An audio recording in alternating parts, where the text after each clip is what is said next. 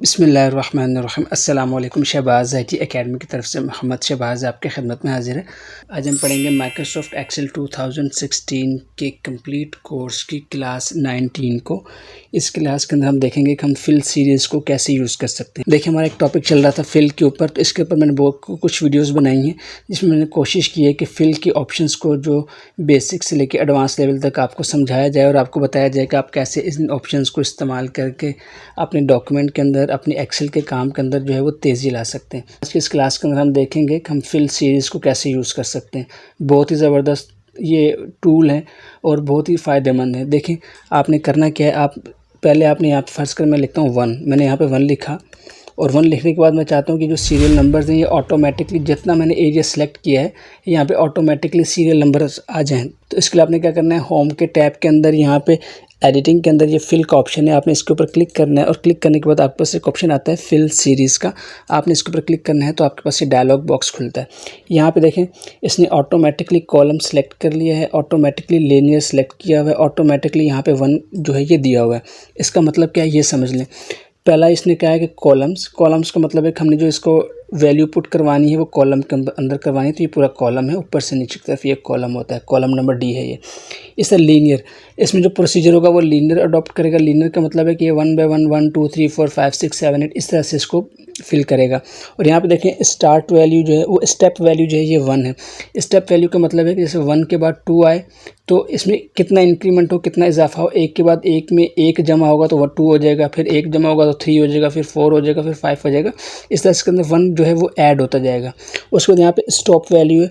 अगर तो आपने यहाँ पे रेंज सेलेक्ट ना की होती और आपने कहा यार मैं जो काम कर रहा हूँ मुझे उसके अंदर 100 सीरियल नंबर्स चाहिए 1 to 100, तो आपने यहाँ पे 1 तो लिखा ही हुआ था कि एक स्टेप ऐड होगा इस वैल्यू के अंदर जो आपने यहाँ पे लिखी है, जो स्टॉप वैल्यू है वो 100 होगी। तो ये हम नेक्स्ट देखते हैं, लेकिन फ़िलहाल मैं स्टॉप वैल्यू नहीं दे रहा। मैं ये चाह रहा हूँ कि जितना मैंने एरिया सेलेक्ट किया हुआ है इसी के अंदर तमाम के तमाम जितने सीरियल नंबर्स बनते हैं वो यहाँ पे लिख दिए जाएँ।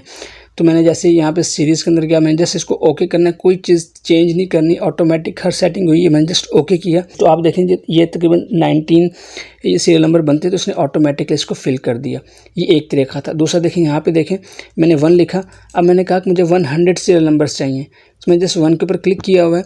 अब मैं फिर फिल में जाऊँगा, यहाँ पे एरो के ऊपर क्लिक करेंगे, फिल सीरीज़ में जाएंगे और यहाँ पर अब मैं क्या करूँगा, अब देखिए इसने सिलेक्ट नहीं किया कि रो में करना है कॉलम में करना है, इसने ऑटोमेटिकली रो रखा है।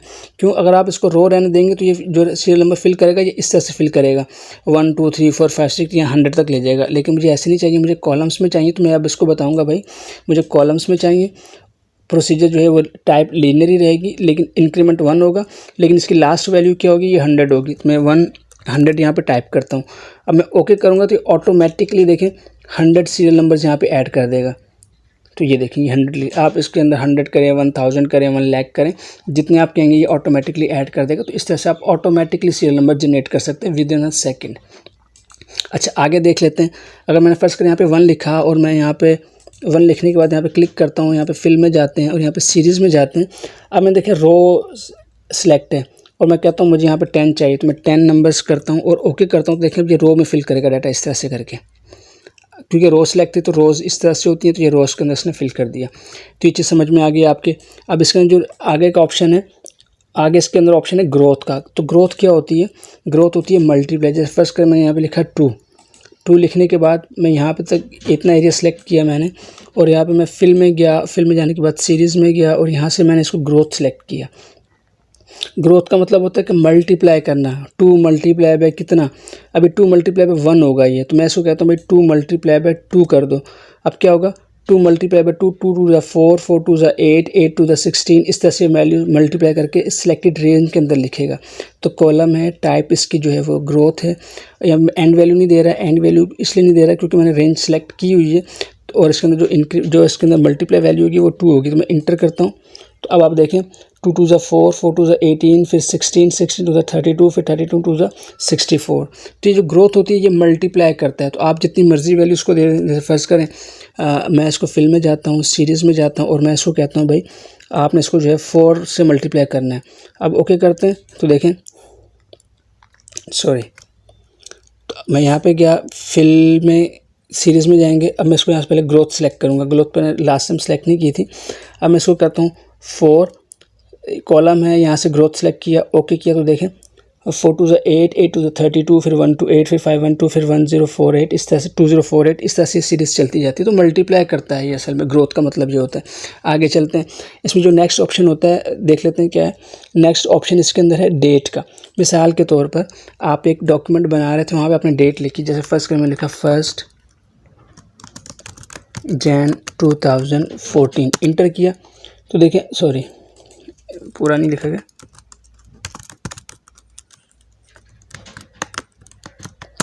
ये मैंने इंटर किया।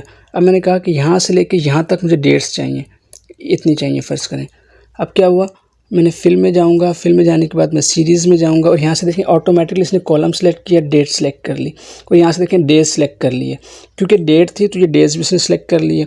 इंक्रीमेंट कितना 1, मतलब हर डेट के बाद एक डेट इजाफा होता जाएगा, एक के बाद 2 3 4 5 इस तरह से। लास्ट वाली मैंने यहाँ नहीं दूंगा क्योंकि मैंने जितनी सेलेक्ट की है मुझे उतनी एरिया के अंदर डेट चाहिए।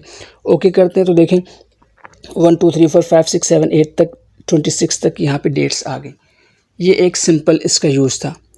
एक और चीज़ आपको दिखाते हैं, जैसे फ़र्ज़ करें मैं यहाँ पे डेज़ भी लिखना चाहता हूँ ना, तो मैं इसको थोड़ा सेंटर लाइन करता हूँ, या मैं इसके डेज़ निकाल लेता हूँ। डेज़ के लिए फार्मूला होता है इक्वल्स टू टेक्स्ट, इसका एड्रेस दिया, कोमा लगाया, ब्रैकेट इन्वर्टेड कोमा लगा के डी 4 दफ़ा डी लिखा, inverted coma close, bracket close, inter.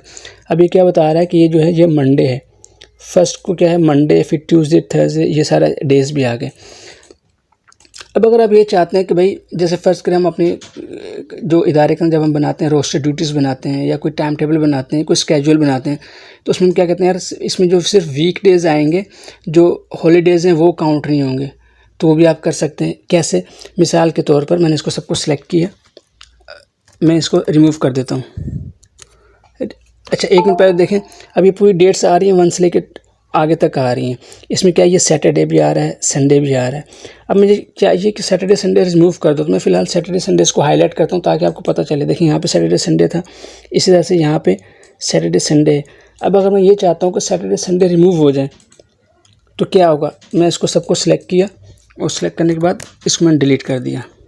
देखिए अब मैंने इसको यहाँ पे गया और मैंने इसको दोबारा से रेंज सेलेक्ट कर ली यहाँ तक। अब मैं कहता हूँ कि मुझे डेट्स तो चाहिए लेकिन उसमें सैटरडे और संडेज़ नहीं आने चाहिए, सिर्फ वीक डेज़ हैं। वीक डेज़ का मतलब होता है कि जिन वर्किंग डेज़ हैं वो चाहिए। कॉलम सेलेक्टेड, डेट सेलेक्टेड, यहाँ पे डेज़ है। अब मैं वीक डेज़ करूँगा। वीक डेज़ का मतलब होता है कि आपको जो है यहाँ पे सैटरडे और संडेज़ को रिमूव करना है। पहले सैटरडे संडे यहाँ पे आ रहा था, सैटरडे संडे।